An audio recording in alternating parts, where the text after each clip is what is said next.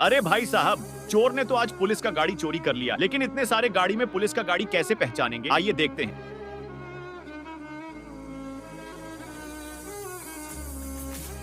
लेकिन इसे देखने से पहले बेटा, मुझे देखकर इग्नोर मत करना। इस बार जो भी एग्जाम में पास होना चाहता है उसे मैं पास कर दूंगी।